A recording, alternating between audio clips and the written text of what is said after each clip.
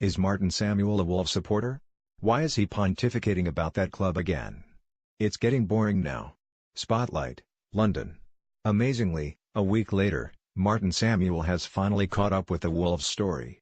At least he has this one right, but, then again, having had the chance to read all his fellow professionals' contributions and amateurs like you and me, it would be hard to see him getting it wrong. Better than ever, Wilmslow. In response to the first point, no, my team is not Wolverhampton Wanderers. In answer to the second post, see that again in the first post, pal? Just because you missed it, doesn't mean I didn't write about it. Far from catching up with the story last week, I covered it at the start of March, the day after Leeds owner Andrea Radrizzani broke ground with his complaints. Now, a tiny word of advice. As someone that Sir Alex Ferguson once called a smartass in a press conference, let me tell you something about being a smartass. It's not the ass part that's important. It's the smart. You've got the ass part off perfectly, because calling someone out for being late on a story when they devoted the lead item in a column to it a week earlier, does make you a complete rear end. Now you need to pair that with the smart bit, which may involve getting up considerably earlier than you are at the moment. I did a section of Wolves in last week's 5 points column, too. So raise your game. Anyway, impossible to mention Wolves that many times without hearing this in my head. Enjoy. I might even tell you a story about it later. 5 points up next. Point 1, Wolves, again. I will welcome Wolves back into the Premier League. They have the nicest shirts in football. Vidar Larsen, Norway. Not often a sartorial case is made for promotion, but I'm inclined to agree, Vidar. If I had to choose, I'd go, 1. Inter Milan. 2. Grêmio. 3. Wolves, 1950s. 4. Sporting Lisbon. Sucker for that combination of black and a color, really, and for hooped socks. Anyway, returning to more important matters. Financial fair play should never have been sanctioned in the Football League and was only approved by smaller clubs as they thought it would give them a better chance against the bigger clubs. When Premier League parachute payments can be 3 times bigger than the turnover of even large championship clubs, it's making the gap even greater. John, United Kingdom. I don't think there should be any limit on investment, providing it is not made in the form of a loan, and simply exists to grow the club. And to place limitations on clubs when, as you say, 3 new ones arrive each season bolstered by Premier League insurance money, is madness. What a garbage misrepresentation. What the other clubs are saying is there is no way some of the Wolves players are only being paid the low wages claimed, when several of them turned down playing in the Premier League. In other words, they are being paid off book or are under some third-party ownership. 4 FIAC, United Kingdom. This is why people think journalism is easy, you know, because you can spit out any half-baked theories with no evidence below the line, and it passes without challenge. So Wolves are paying off book, yes? In other words, under the counter? That's a great story. I trust you have proof, a witness willing to sign an affidavit or a paper trail to back up this accusation, because if a journalist wrote it without any of those things, it would be actionable. Maybe that's why you need the silly alias. Martin, what if Justified is compensating Ruben Neves and others directly? Would that change your mind? After all, Neves was reportedly set to earn £45,000 at Wolves. Now we're hearing he's being paid £20,000. Pretty sure he could have earned that at Porto. Rugrats, Houghton. Yes, but he wouldn't have such a well-lit pathway to the riches of the Premier League at Porto. I explain the benefits of a year at Wolves in the column, but it is an interesting point you raise. It is possible that a club could take a share in a player agency and use that investment as a cover to make backdoor payments to players. As Fosun's investment in Jorge Mendes' company Justified predates their takeover at Wolves, it does not make me suspicious that this is going on, but there is certainly a loophole that could be exploited. The leagues might want to look at whether a club should be able to have interest in an agency, or ask for precise details of how and why the money is paid, in the same way they tighten the loopholes around loan signings in response to the Pozzo family in Watford. Point 2, my old mate Neil Warnock. Must be a first, Martin Samuel being marginally complimentary to Neil Warnock. Inter everything, Chesterfield. Agreeing with Neil Warnock, Martin? That must hurt. Russell 837, Edinburgh. Not at all, Russell. We don't see eye to eye on many issues, but that would never stop me giving credit where it is due. Warnock has done a magnificent job at Cardiff this season, and I thought he was very generous in his attitude to Wolves' success, when asked. I think he's got a very fair point about the Derby postponement, too. So there you go, 3 strikes. And I'm out. Point 3, just say no, to Chelsea. Martin's piece regarding Adrian Silva's 14 seconds is tosh. Leicester didn't need him until Chelsea finally made a sensible offer for Danny Drinkwater on the last day. Can you imagine FIFA bullying someone like Paris Saint-Germain over 14 seconds? Sir Henry B., Leicestershire. Yes, I can, Henry. And it's not bullying. It's a deadline and Leicester missed it. I would expect PSG to receive the same treatment in the same circumstances. As for the Drinkwater deal, there was a way around it. Say no. Say too late.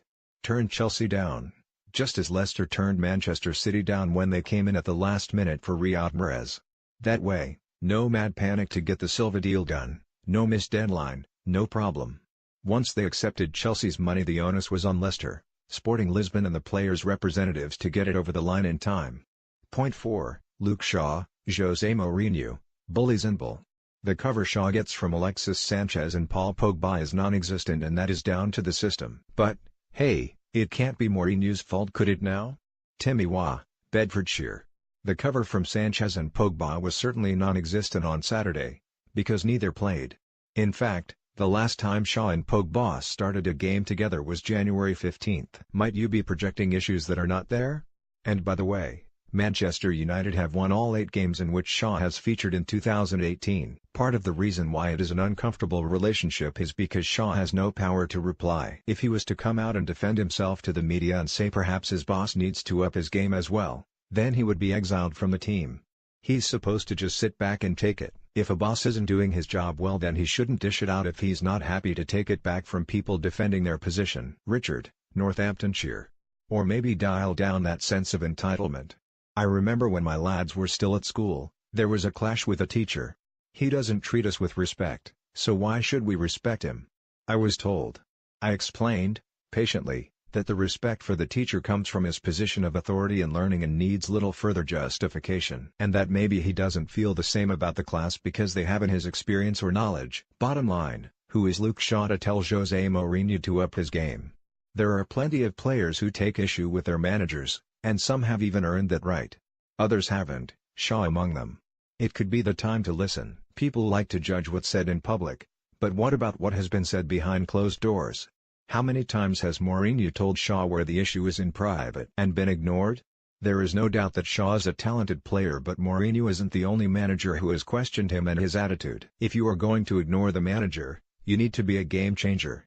MK, Preston.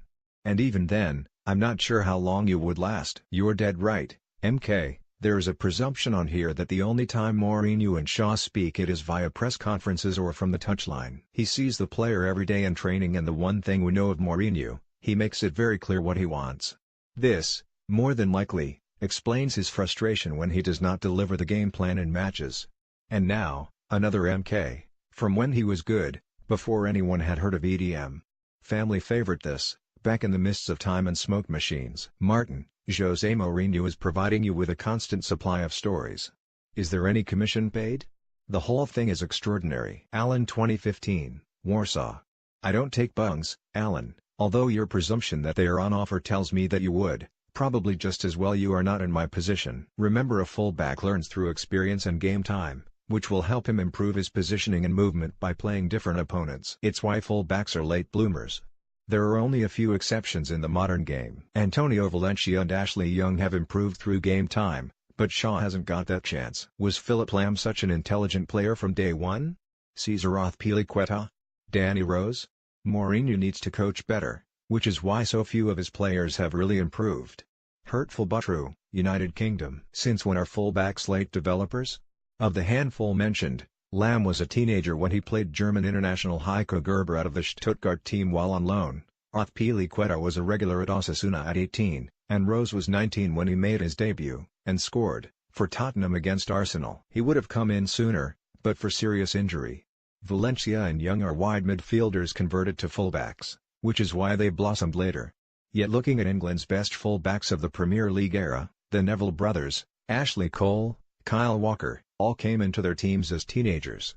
As for players not improving under Mourinho, I don't think that's true either. Certainly, the defenders have improved, plus Anthony Martial, Jesse Lingard, Nemanja Matic and Scott McTominay. It's a myth that Mourinho hasn't taken individuals on. I don't recall Mourinho constantly having a go at Sanchez for being rubbish since he arrived. Of course he wouldn't do that. A young English player is an easier target than Sanchez, or Pogba for that matter. If you're regarded as world-class, he'll leave you alone regardless of how badly you're performing. It is bullying, pure and simple. Shaw needs to leave in the summer, and when he does leave he should punch Mourinho extremely hard in the face. Stevie H. Lincoln. Yes, that would be the smart thing to do, Steve. Assault a fellow professional, get banned, maybe got to prison. And no doubt completely justified to some tiny minds on here. After all, how dare a man entrusted to run a football team dare to express an opinion? Mourinho has never been afraid to take on big personalities and world-class players, if you consider his attitude to Bastian Schweinsteiger, or Iker Casillas at Real Madrid. And by the way, do you see any disconnect between your loathing of bullying and your advocacy of physical violence? The way Mourinho has handled Shaw is disgraceful. Imagine if you were publicly criticized and belittled by your boss. It would be a case for constructive dismissal in the real world. Tottenham 2018, Ireland. What is this real world? Football clubs are companies with due process and HR departments just like any other business. Of course events there happen in public because that is the nature of the industry. But what is Mourinho meant to do? Hook Shaw at halftime in secret, or leave him on, in case such admonishment in the public arena of Old Trafford counts as constructive dismissal? Must it be done so publicly? When Romelu Lukaku wasn't performing, Mourinho was the first to jump to his defense in the press. Sanchez, who has been terrible, plays every game and only receives support. Pogba has been average or poor for 2 seasons now, always played and was never subbed. Now the new toy has joined, he is on the receiving end, but not really in public. Shaw has had a few cameos or got to play a couple of games when Young had a suspension, so how can you expect any form or consistency? Manchester United can get rid of Shaw, but I then expect another Kevin De Bruyne or Mohamed Salah story to unfold. Jose is a bully to certain players, always was and always will be. He is yet to improve any player by his coaching. Marky 411, Netherlands. One problem with your appraisal. These are your opinions, not those of Mourinho. He didn't think Lukaku was playing poorly, and said so many times. Lukaku was doing exactly what the manager wanted, which Shaw plainly isn't. The same with Pogba who, until recently, was having a good season for United. Now he has tailed off, Mourinho has dropped him, as he did Sanchez at the weekend. And it's fair to say, if Shaw leaves Manchester United and becomes, in his position, what De Bruyne and Salah are in theirs, it won't just be Mourinho who is somewhat surprised. You forgot a main point, Mourinho is looking for excuses, blaming all others but him. But everybody with a little knowledge in football knows that he has been overtaken in the last 8 years by developments in football and is too selfish to adapt. After his second spell at Chelsea, no top team in the world would have signed him. It could only happen in the Premier League where people like to live in the past. He has won titles, he will always win titles, but he has been failing more and more every year. He struggled against a weak 10-man Paris Saint-Germain side at home with Chelsea due to his bad and fearful tactics, and the same happened against Sevilla. He was in a relegation battle with Chelsea and 5th with Manchester United. Sorry, every pub team manager could have done this. But he is selling it as a great success by winning some Mickey Mouse Cups and the media follows him. Really poor. Emerson, Germany. Right, in his last 8 completed seasons, here are Mourinho's Mickey Mouse Cups in full. Champions League, Europa League, Premier League, Serie A, La Liga, Copa del Rey, Coppa Italia, League Cup, twice. Yes, he certainly seems to have been overtaken by developments in football. A fish out of water, isn't he? On occasions, true, Mourinho can be too negative, and some seasons have been disappointing, but to dismiss one of only 2 European trophies, and one of only 3 domestic prizes, as insignificant is just stupid. Jurgen Klopp or Mauricio Pochettino would love to have won the cup finals that Mourinho has. And I'm sorry you find the Premier League backward in thought, but the great coaches of Europe do not appear to. They would probably flock to Germany, but, let's face it, unless they coached Bayern Munich, they could never win the league these days. I see some people are claiming that Ferguson would have handled Shaw's situation better. Yes, he would have sent him packing in his second season. Look at what happened with Pogba. Shaw's issues were there when Louis van Gaal was at United, so is he also at fault? Gaza 23, Manchester. I agree, Gaz. It makes me laugh. This idea that Ferguson was on hand with sympathy, a hot water bottle and a mug of cocoa for any underperforming players. If the issue with Shaw is attitude, effort, fitness and weight, he'd be gone.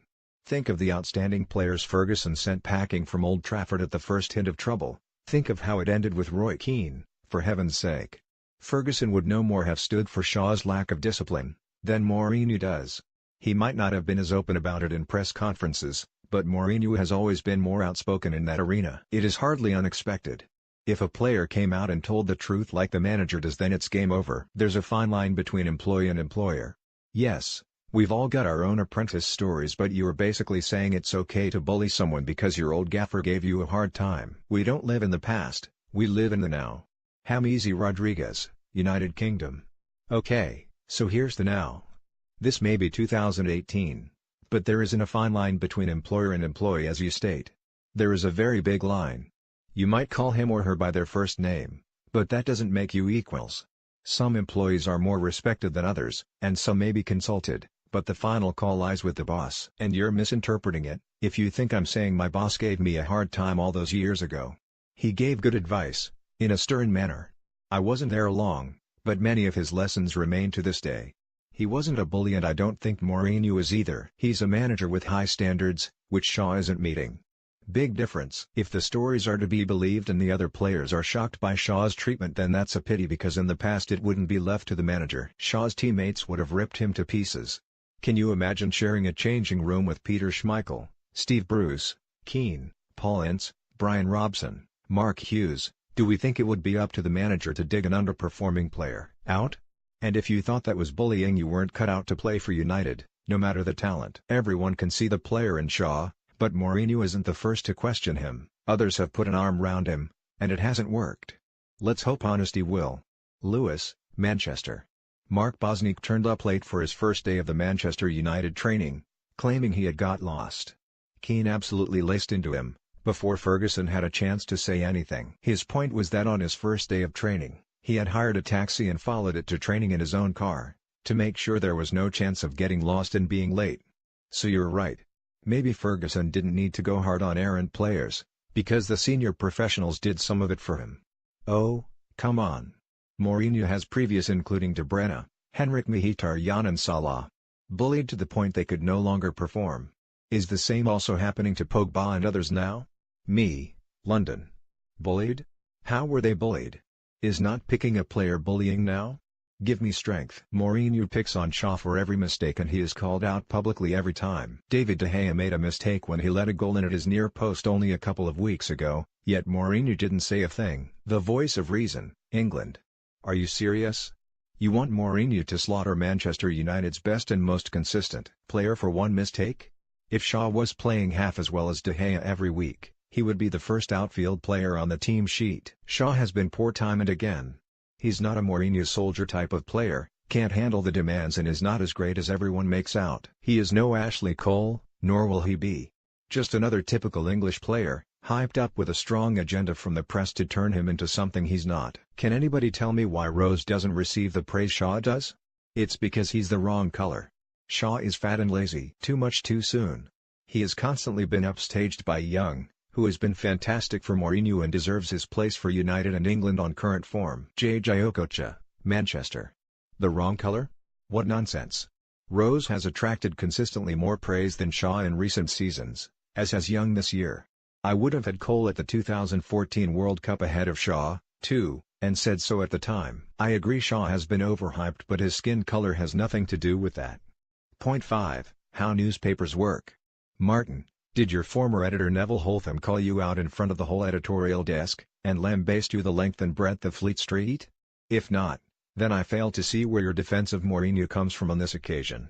Lornow, London. I think the difference between your story and Shaw's is that your editor didn't plaster Martin Samuel as a bad journalist on the front of the newspaper. There's a marked difference between disciplining an employee in-house and humiliating him in front of the whole world. Ryan Baums, Cardiff. Martin, you were criticized one-to-one via the telephone and not humiliated for the umpteenth time on public television. Mick Mouse, Brighton. I've included these as a sample.